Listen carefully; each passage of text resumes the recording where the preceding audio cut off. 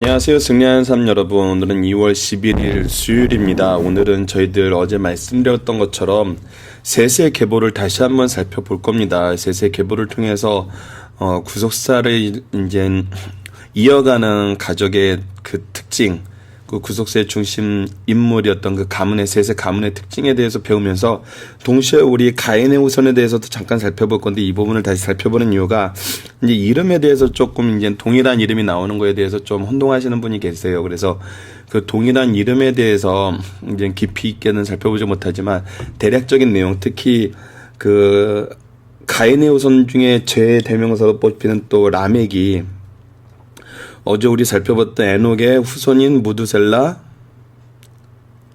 그 다음 라멕, 그 다음 노아로 이어지거든요.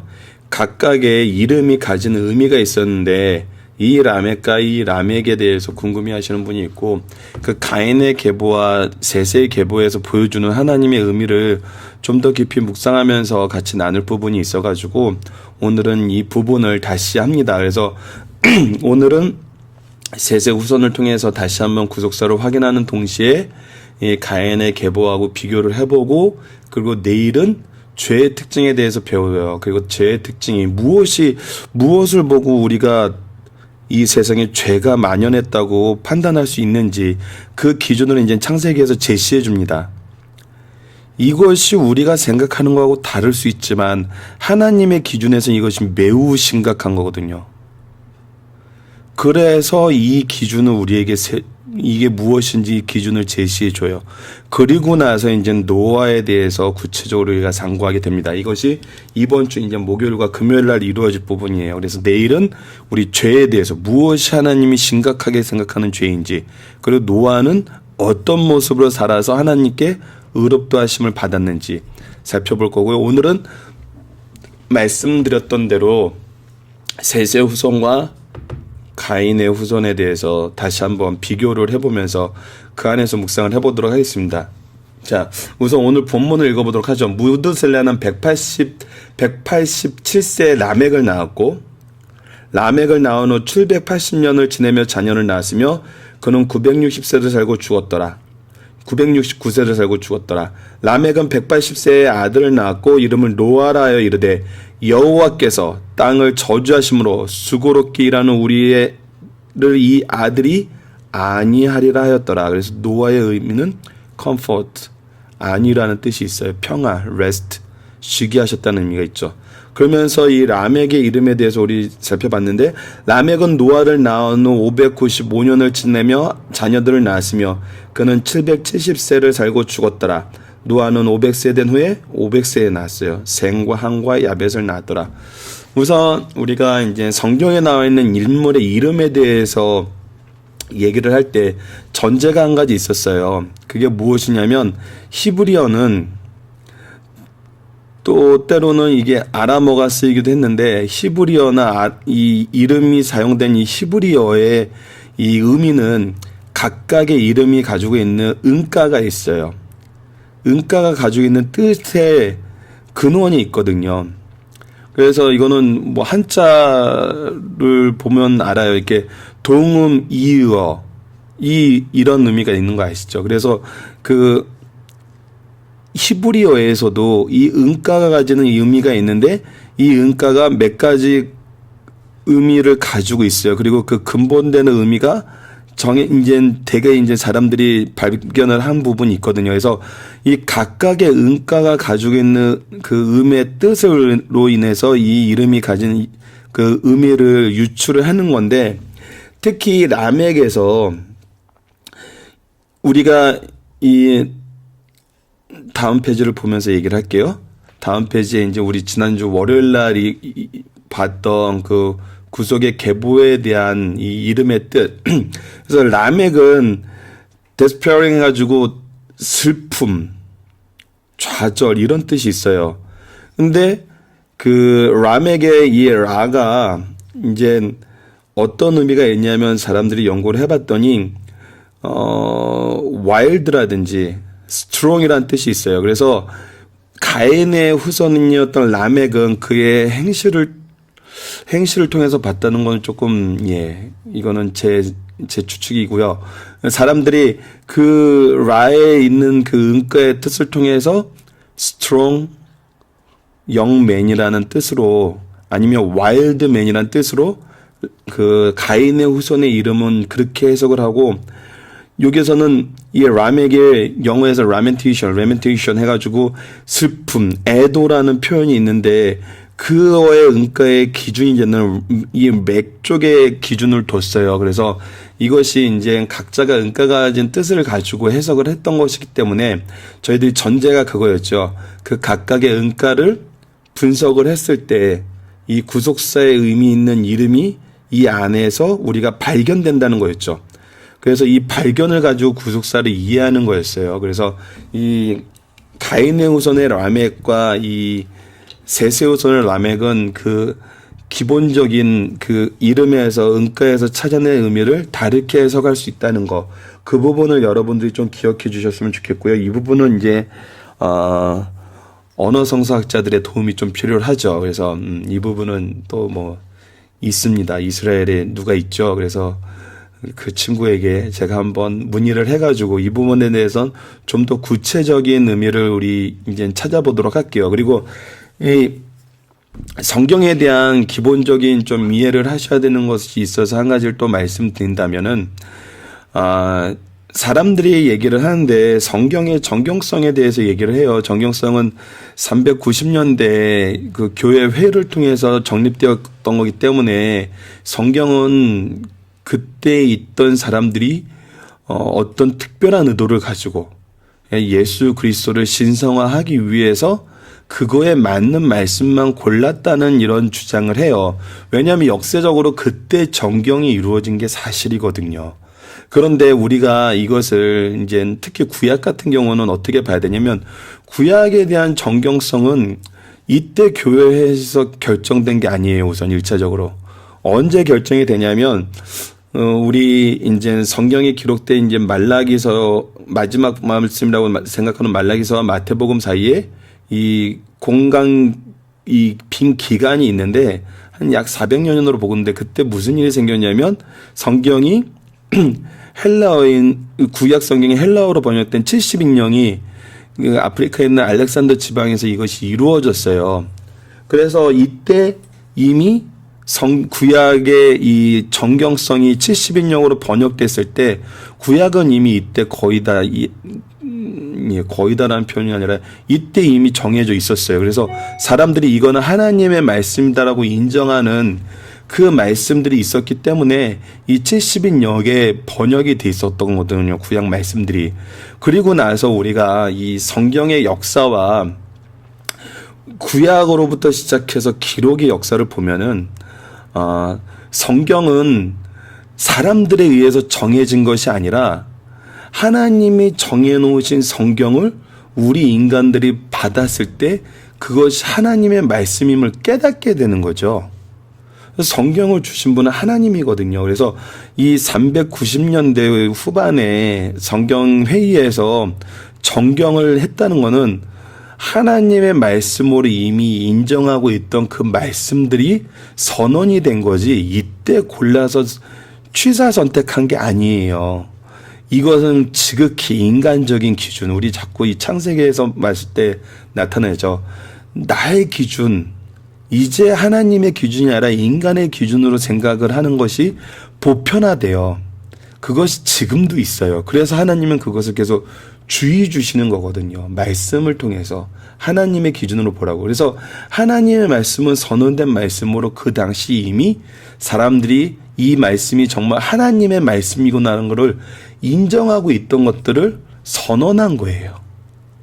이것을 성경을 보는 사람들은 성경 안에서 하나님의 말씀임을 발견한 사람들은 그것이 우리 이렇게 말씀 연구를 통해서 깨닫게 된 사람들은 그것이 자연스러웠어요. 근데 그 이후의 사람들이 이제 이거를 역사적인 관점에서 이거는 그들이 만들어낸 거다. 콘스탄티노 대제가 이제 뭐 이렇게 기독교를 선포하기 위해서 뭐 이렇게 정경이 필요하니까 이때 만든 것이다. 그거는 이제 근거가 없는 얘기고요. 우선 성서학자들이 또 성경에 대해서 정경성에 대해서 연구할 때 많은 역사적인 사실과 근거들이 있어요. 그것들을 살펴보면 이것이 얼마나 허황된 주장인지 말 그대로 이야기예요. 꾸며낸 이야기인지 우리가 알 수 있어요. 그래서 우리 성경의 정경성에 대해서 이 정도로 우선 이 부분까지 갈 필요는 없었는데 좀 이 라멕에 대해서 이제 혼동하시는 분이 너무 자의적인 해석이 아니냐고 이렇게 얘기를 하시는 분들이 있어서 그리고 이 부분에 대해서 다시 한번 말씀드리지만 이 발행이신 박유일 목사님의 이제 주석 내용이 아니라 요즘에 나와 있는 것을 저희가 이제 이번 승리의 삶 편집국에서 논의를 해가지고 이것을 이제 공부할 때는 실차라는 얘기를 해가지고 이 책에는 나와 있지 않은 내용이에요. 강의 집에는 들어가지 않은 내용인데 혹시 모르죠. 지금 아직 5장에서 9장까지 강의 집이 안 나왔으니까 목사님과 더 상의를 해가지고 이 부분에 대한 해석을 넣게 될지 안 넣게 될지는 알지 못하지만 아직 정해지지 않았지만 이 부분이 구속사적인 관점에서 성경을 연구하는 그 기준으로 봤을 때 무리가 없다. 오히려 이런 구속사적인 관점이 숨어 있는 것을 발견하는 것이 오히려 우리 신앙의 하나님의 뜻을 제대로 이해하는 데 더욱더 우리가 가까이 접근할 수 있는 그런 해석이기 때문에 저희들이 이번에 소개를 한 거거든요. 소개를 하면서 이제 다시 한번 설명을 해볼게요. 자, 우리가 이제 좀 주의 깊게 봐야 되는 건 나이예요, 나이. 특히 이 사망연도를 한번 보세요. 자, 사망연도를 보면 아담이 930년에 사망연도가 기록이 돼 있어요. 근데 930년 때까지는 누가 태어났냐면 라멕이 태어날 때까지 생존을 했던 거예요. 그리고 나서 에녹을 보세요. 에녹이 987년에 승천을 했어요. 이때 살아있는 자손들이 누구죠? 이미 이 셋과 보세요. 셋에서부터 노아까지 이 사실을 다 경험을 했어요. 이것은 노아를 제외하고 라멕까지 이것을 경험을 했어요. 이것을 알고 있었어요. 알고 있었다는 것은 뭐를 했다는 거죠? 증거를 했다는 것이 돼요. 그래서 구속사의 일꾼들은 이 오래 산 이유가 정말 무엇에 있는지를 좀 우리가 알 필요가 있어요. 왜 하나님이 셋의 후손들에 대해서는 그들이 몇 살에 살고 몇 살에 죽고를 표현하지 않았는데 왜 유독 셋의 후손에 대해서는 그들이 몇 살에 태어나고 몇 살에 아이를 낳고 몇 살에 죽었는지를 보여주셨을까요? 자, 이것을 이 이름에 나타나는 구속사적인 관점에서 보면 더 정확하게 나타난 거죠. 하나님께서는 에녹을 통해서 자, 아담은 하나님의 형상으로 지음받았다는 의미예요. 그래서 우리 인간의 본래의 본질에 대해서 얘기를 해줘요. 하지만 타락으로 인해서 셋을 통해서 뭘 보여주죠? 구속의 선언이 다시 시작되는 걸, 새로운 언약이 시작되는 걸, 구속이라는 새로운 언약이 시작되는 것을 가르쳐줘요. 그리고 나서 인간은 유한한 존재라는 걸, 아직 이 후손들 중에 죽은 사람이 없어요. 지금 연도상으로는 보여지지 않잖아요. 하지만 유한한 존재라는 걸 무엇을 통해서 우리가 알았죠? 슬프지만 아벨이 죽는 걸 통해서 이미 경험을 했어요. 아담에게 하나님이 에덴 동산에서 쫓아내 너는 땅에서 태어났으니 땅으로 돌아갈지라는 이 말을 아벨을 통해서 경험하게 돼요. 아벨의 죽음을 통해서. 자, 그로 인해서 이 죽음이 얼마나 슬프다는 걸 우리가 깨닫게 돼요. 그리고 이 부분도 좀 더 묵상하면 더 하나님의 질서로 이 땅을 다스리고 이 땅을 복되게 하던 인간이 죄로 인해서 어떻게 되죠? 너희들은 땅으로 났으니 땅으로 돌아가는 이 땅의 한계에서 벗어나지 못하는 작은 존재가 돼버려요. 무엇이 이렇게 작은 존재를 만들었어요? 바로 죄가 이렇게 작은 존재로 만들었어요. 그래서 우리가 해결해야 될 문제가 이 죄라는 것을 하나님은 끊임없이 반복적으로 얘기를 해줘요. 그래서 가인과 아벨의 제사에 대해서도 선을 행하면 왜 분을 내겠느냐, 너가 드린 제사가 악이었다는 걸, 왜 악이었다는 걸 우리가 간략하게 분석을 해봤는데 이 부분은 앞으로 우리가 계속 예배는 결코 이 예배가 성경에서 거론이 중단되는 경우가 없어요. 왜냐하면 예배라는 건 하나님과 우리의 교제거든요. 하나님과의 우리의 교제가 중단되는 얘기가 성경에는 없어요. 그래서 예배는 그만큼 지속적으로 계속적으로 언급이 되면서 우리에게 바른 예배를 가르쳐 주세요. 이게 성경의 특징이기 때문에 그거는 우리 앞으로 계속 살펴보도록 할게요. 그리고 나서 마랄렐의 이름은 더 블레스 오브 갓. 하나님께서 우리에게 축복하신다는 의미잖아요. 이 축복이 무엇으로 내려와요? 누군가가 우리에게 올 것을 알게 해줘요. 그 오시는 분이 누구예요? 메시아예요. 에녹은 그래서 이 메시아에 대한 가르침을 주는 사람이었어요. 자, 에녹이 있을 때 이미 이 하나님의 계보에 아담에서부터 라멕까지가 이미 이 땅에 존재하고 있었어요. 이 구속사를 계승하고 이해하고 있었다는 거예요. 계승하고 이해하면서 뭘 했을까요? 자, 이 뭘 했을까요에 대한 의미에 대해서 우리가 한번 살펴볼게요. 자, 이 뭘 했을까요 의미에 대해서 살펴볼 때 우리가 가인의 자손과의 비교가 나옵니다. 자, 이전 말씀이자 오늘 좀 이 부분을 살펴볼게요. 자, 가인의 후손들은 어떤 삶을 살게 되죠? 가인이 도망가서 하나님 여호와 앞을 떠나요. 떠나서 뭘 해요? 우선 성을 쌓아요. 하나님이 더 이상 보호가 되지 않는다는 걸 알고 불안함 속에서 성을 쌓아요. 성을 쌓고 뭐를 해요? 자녀들을 낳아요. 자녀를 낳는데 하나님께서는 이 자녀들을 통해서 가정을 이루고 계속 이 자녀들을 보는 가정의 축복은 계속 허락을 해주세요. 왜냐하면 창조 때 선언하신 축복은 하나님이 원래 가족에게는 떠나게 하셨지만 그 축복권은 계속 이어주세요. 이게 하나님의 사랑이고 이게 하나님의 조치거든요. 그래서 창세기 때 타락 이전에 선언되었던 그 말씀이 여전히 유효함을 보여줘요. 이 부분도 우리가 굉장히 기억해야 되는 거거든요. 하지만 이 가인의 자손들은 어떻게 살아요? 라멕은 두 아내를 맞이해요. 일부일처. 하나님이 만든 가정의 제도를 우선 파괴해요. 파괴를 했는데 어떤 삶을 살아요? 오히려 그 자녀들을 보세요. 야발은 장막에 거주하며 가축치는 자의 조상이 되었어요. 자, 가인의 후손은 땅에서 농사하는 것에 대해서 저주를 받았어요. 가인이 죄를 짐으로 이 저주를 받았죠. 이 저주는 두 가지 의미가 있었죠. 첫 번째는 아벨의 피가 땅에 흡수되었기 때문이고, 가인이 자신이 원했던 축복과 기준이 뭐였어요? 자신이 얻는 재물인 음식이었어요. 식량이었죠. 그것을 위한 예배가 되어버렸던 거거든요. 그래서 자기 기준이었던 자기의 자랑이고 자기의 소망이었던 이것을 끊어버리셨어요. 하지만 뭐를 줘요? 하나님은 또 위로하시고 돌아올 수 있도록 계속 허락을 해주시는데 이제 장막을 거주하며 가축 찌는 자들의 조상이 돼요. 장막을 쳤다는 것은 많은 동물을 가지고 이동을 하기 시작을 했다는 거예요. 즉 목축업이 대형 목축업이 되었다는 거죠. 그리고 유발은 뭐예요? 수금과 통솔을 잡는 자들의 조상이 됐어요.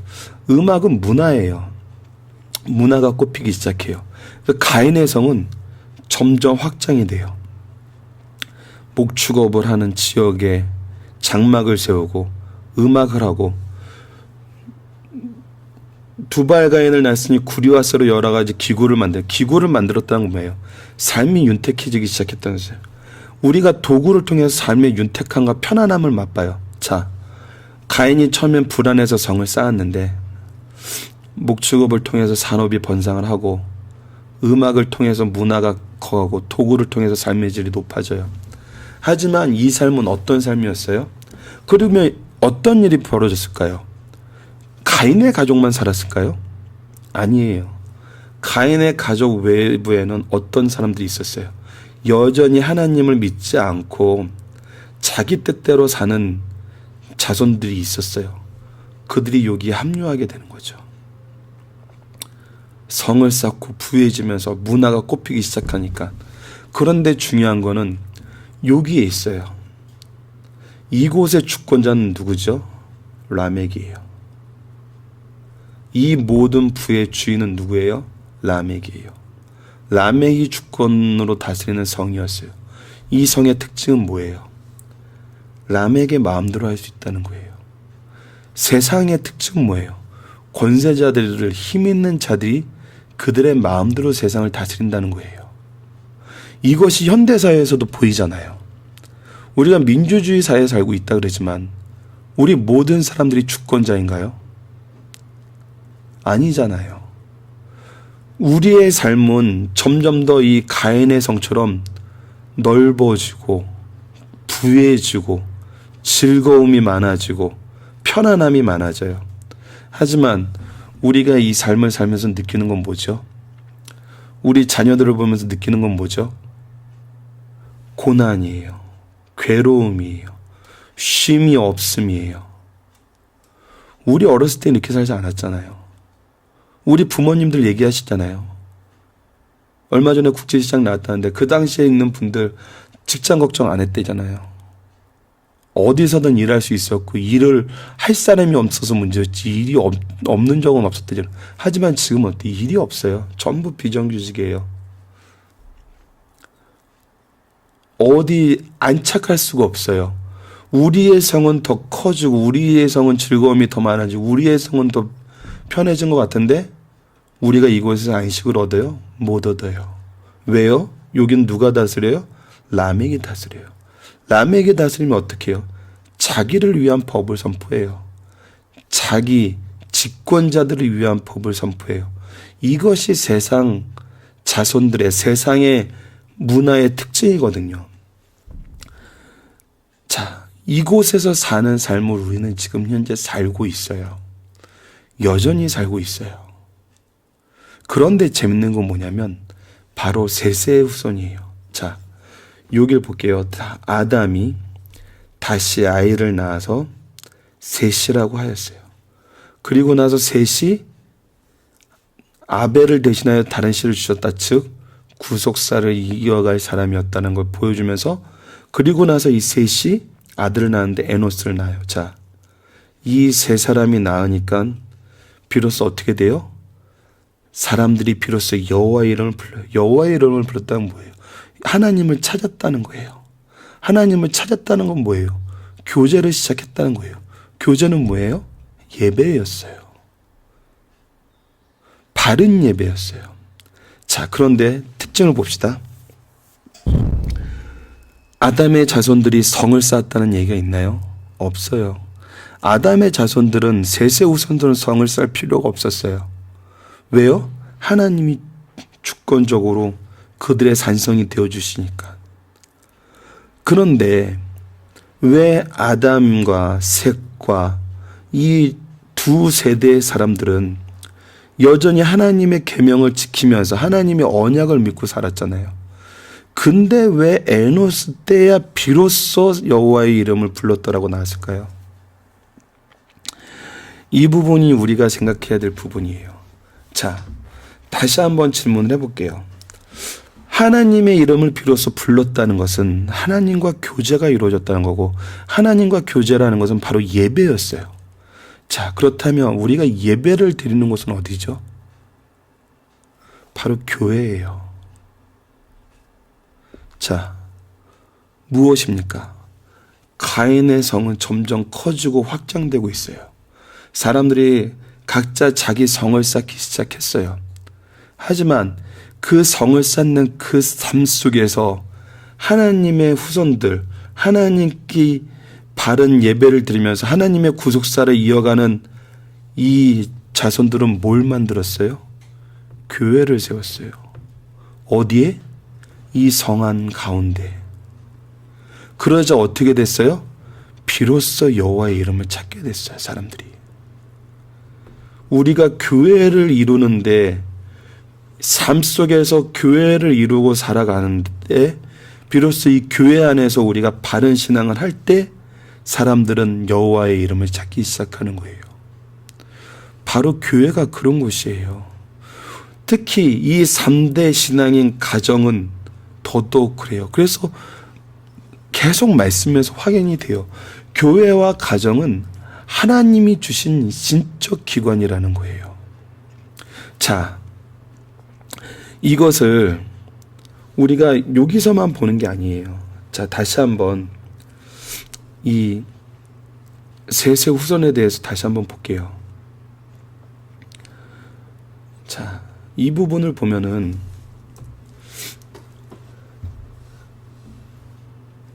에녹이 하나님이 예수님의 오심을 선언하는 거라 그랬어요. 자, 예수님의 오심을 선언하는 이 에녹에 대해서, 그리고 예수님의 승천과 사후세계, 하나님께서 영원한 이 아벨의 죽음으로 보여줬던 이 유한한 존재에 대한 슬픔이 아니라 에녹이 죽지 않고 하늘로 올라가심으로 보여주는 우리에게 처음 약속했던 영광과 거룩함의 삶, 영혼에서 영혼으로 이어지는 하나님의 그 시간의 개념에 들어간 천국의 삶, 이것을 누구를 통해 보여줘요? 에녹을 통해 보여줘요. 자, 에녹이 있을 때 이 사람들이 다 살아 있었어요. 이 사람들은 뭘 했을까요? 아담과 셋과 에노스는 뭘 만들었죠? 교회를 만들었어요. 하나님의 공동체를 만들었어요. 이 공동체를 통해서 무엇이 시작됐어요? 하나님의 이름을 부르는 것이 시작됐어요. 하나님을 향한 바른 예배가 시작됐어요. 이 자손들은 어떤 공동체였어요? 바로 예배를 드리는 공동체였어요. 그리고 이제 라멕이 무드셀라가 1656년에 죽습니다. 자, 노아가 1056년에 태어나요. 홍수가 언제 발생하죠? 노아가 600살 때 발생을 합니다. 1656년. 자, 1656년 바로 무드셀라가 죽는 그 해예요. 라멕은 이거보다 일찍 죽죠. 그렇다면 이 3대는 무엇을 하는 세대였을까요? 자, 보세요. 이것을 경험하지만 이 사람들은 오실 메시아를 가르쳤어요. 오실 메시아가 누구를 통해서 보여줬어요? 에녹을 통해서 보여줬어요. 이 3대는 무엇을 하는 세대였어요? 앞으로 다시 오실 메시아를 선언하는 그런 사람들의 그런 역할을 했어요. 그래서 이 이름의 뜻이 무엇이에요? His death shall bring. 무드셀라는 그가 그 심판이 이르기 전에 죽을 것이다. 우리가 죽음을 볼 것이다. 즉 하나님의 오래 참으심, 심판 전에 즉 심판이 언제 오게 될지를 보여주는 그 뜻이었거든요. 심판이 선언되고 에녹의 승천으로 인해서 심판이 선언되고 나서 무드셀라는 하나님이 오래 참으심을 보여주는 그 예가 됐어요. 그래서 969년이라는 가장 장수하는 사람이 돼요. 그리고 라멕은 뭐예요? 이것을 알면서도 회개하지 않는 사람들을 위한 슬픔이 기록돼요. 하나님의 슬프심을 표현하는 거예요. 돌아오기를 기대하는 하나님의 모습을 보여주는 거예요. 이것은 이 노아 세사의 자손에게만 보여준 게 아니라 가인의 자손에게도 동일하게 보여주고 있어요. 세상 사람들에게 보여주고 있어요. 어디를 통해서? 이 교회를 통해서. 그리고 나서 노아는 뭘 해요? 이것을 노아의 방주를 지으면서 선언해요. 자, 그러면 이때 이 두 사람은 뭐 했을까요? 노아가 태어났을 때 노아가 계시를 받았던 500세 전후에 1562년에 살아있는 사람들 보면은 이제 이 3대만 살아있어요. 노아의 홍수의 심판이 선언되었을 때 보면은 이미 야렛은 그 전에 죽어요. 그래서 이 오실 메시아, 이 하나님이 얘기하는 이 새하늘 승천 후에 새 삶을 선언할 수 있었지만 이 심판, 다시 오심, 모든 죄인들은 심판받는다는 그 심판은 누구에 의해서 선언이 돼요? 바로 무드셀라와 라멕과 노아 이 3대에 의해서 선언이 돼요. 자, 저희가 가장 중심 깊게 얘기하던 것이 뭐냐면 3대 신앙이에요. 3대의 신앙의 명문가가 이루어지지 않으면은 우리 교회가 바로 굳건히 서지 않아요. 그래서 하나님께서는 이 3대 신앙을 교회 안에서, 가정 안에서 유지되는 것을 이 또 계보를 통해서 가르쳐 주고 계세요. 아담과 셋과 에노스 때 비로소 사람들이 하나님의 이름을 부르게 됐던 그 말씀의 공동체, 이 구속사의 공동체를 이루는 걸 보고 드디어 이 세상 안에서도 하나님이 불렀던 것처럼 우리 에녹에 대해서도 어제 얘기했을 때 뭘 얘기했어요? 에녹이 산에 올라가서 말씀을 전한 게 아니었어요. 이 땅에 살면서 자녀들을 낳으면서 계속 하나님을 전했어요. 무엇이에요? 우리가 지금 현재 사는 삶의 기준이, 중심이 어디에 있어야 되는지 보여줘요. 우리는 세상에서 만든 성 안에 살고 있어요. 하지만 우리는 무엇을 보면서 살아요? 선한 공동체를 이루는데, 하나님의 이름을 부르는 데 중심된 삶을 살고 있어요. 그래서 다시 한번 여러분께 묻고 싶어요. 우리가 자녀를 교육하는데, 우리가 신앙생활을 하는데 하나님의 뜻에 맞는 삶을 살기 위해서 신앙생활을 합니까? 아니면 가인이 만든 에녹성에서 람에게 지배를 받는 그 사회의 구성원으로서 교육을 시키고 있습니까? 이 의미는 너무 중요해요. 이 결국은 너무나 분명하고요. 이 결국은 우리는 2월달을 통해서 배워요. 하나님이 무엇을 심각하게 생각하시는지 우리는 계속 확인할 거예요. 무엇을 통해서? 말씀을 통해서. 귀 있는 자는 듣고 깨달아야 돼요. 그리고 회개하고 새로운 삶의 기준을 세워야 돼요. 무엇을 통해서? 말씀을 통해서. 어디에서? 가정과 교회에서. 이것이 가정과 교회에서 이루어지지 않았을 때 하나님은 심판의 때가 왔음을 노아를 통해서 선언하세요. 그게 바로 내일의 말씀이에요. 자, 본문의 중심 사상을 간단하게 보도록 하겠습니다. 하나님의 구속사의 계획을 계승하는 가문이 되자 에녹은 하나님과 동행함으로 그리스도의 승천을 예표하는 인물이 되었어요. 그는 아이를 낳았을 때 믿음으로 그 아들의 이름을 무드셀라라 하였어요. 무드셀라는 그의 죽음이 보냄을 받았다는 의미예요. 인류 역사 이래 무드셀라보다 더 장수한 자 사람은 전에도 없고 앞으로도 없어요. 그의 삶은 하나님이 심판을 참으시고 사랑하고 인내하고 있음을 보여줘요. 그리고 그가 아이를 낳자 이름을 라멕이라 했어요. 라멕은 슬퍼하다, 절망하다는 의미예요. 회개하지 않고 하나님을 떠난 삶을 산 인류에게 하나님의 심판이 있음을 세상에 알린 거예요. 에녹이 동행함으로 하나님이 데려가셨던 것처럼 하나님을 떠난 인류에게 심판이 있음을 예고하고 속히 돌아올 것을 가르치는 구속사의 계획을 수행한 가문이 바로 이 무드셀라와 라멕과 노아의 가문이에요. 이 구속사를 계승하는 가문이 현재 누구의 가문이에요? 우리의 가문이에요. 우리의 교회예요. 예수님이 오셔서 구속사를 이루시고 승천하시면서 하신 명령은 바로 이것을 계승하라는 거거든요.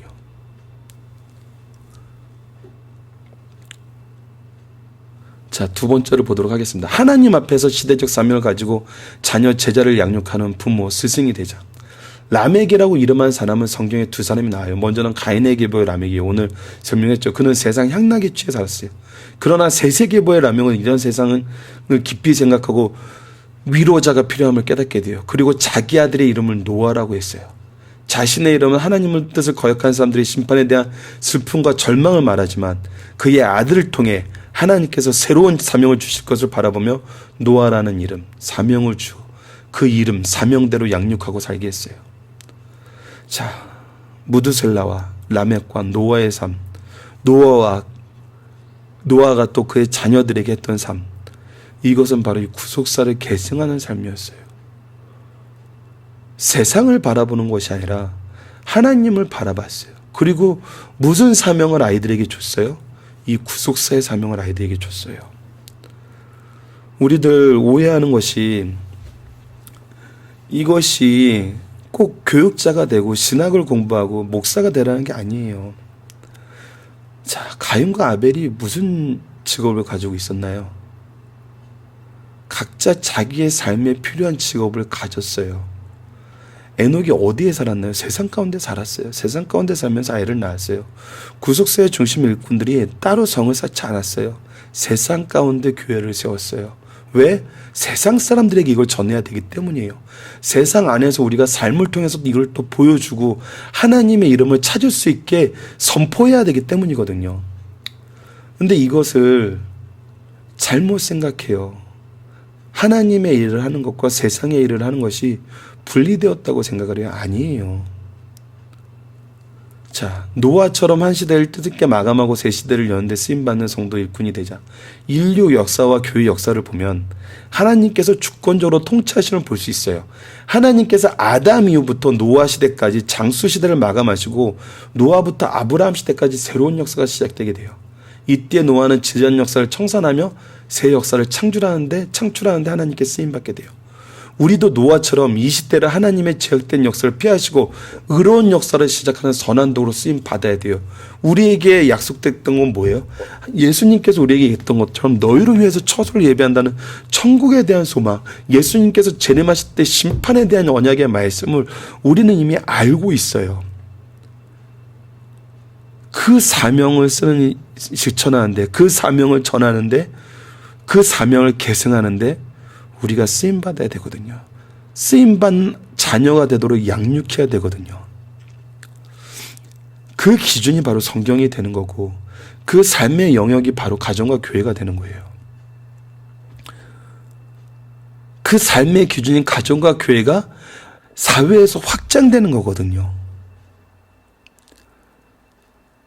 그래서 영적 자녀들이 계속 새로운 모임을 만들고 새로운 교회를 만들고 이 교회가 확장되어 간 것이 바로 2000년 기독교 교회의 사회예요.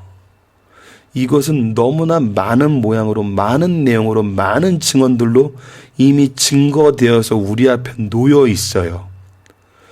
근데 우리는 무엇을 하고 살고 있죠? 가인의 성에서 살아남길 원해요. 가인의 성에서, 에녹성에서, 람에게 법 안에서 우리가 그 람에게 법을 따르면서는 살아남을 수가 없어요. 결국엔 다 죽어요. 살아남는 유일한 방법은 하나님의 법을 의지하는 거죠. 자, 오늘도 좀 길었습니다. 이 부분에 대해서 다시 한번 이해가 필요한 것 같아서 앞부분을 다시 복습하느라 좀 길었는데, 역시 이 교회와 가정, 3대 신앙, 교회를 이루는 신앙, 구속사의 능력 있는 가문, 일꾼을 양육하는 교회와 가정이 되는 것은 창세 전부터 이미 우리에게 맡겨진 사명이었고, 창세기 짧은 기록의 역사, 1장에서부터 5장까지 이 역사에도 지금 계속 반복돼서 나타나고 있어요. 왜 가정과 교회가 중요한가? 왜 말씀과 예배가 중요한가? 이것을 이미 선언하시고 이것을 확인해 주는 말씀이 성경이에요. 구속사를 통해서 이거를 바라보게 만드셨어요. 성경이 쓰여진 다음에 예수님이 승천하시고 교회사가 시작되면서 어떻게 돼요? 2000년 교회사를 통해서 또 이것을 증명해 주고 계세요. 우리 한국 교회사를 통해서 이것을 증명해 주고 계세요. 3대 신앙을 가진 가정을 통해서 또 이것을 증명해 주고 있어요. 그리고 나의 삶 속에서도 여전히 이거는 증명되고 있어요. 이것이 하나님의 살아계심과 역사하심의 증언이에요. 자, 오늘 말씀의 기초로 기도하기를 통해서 마치겠습니다.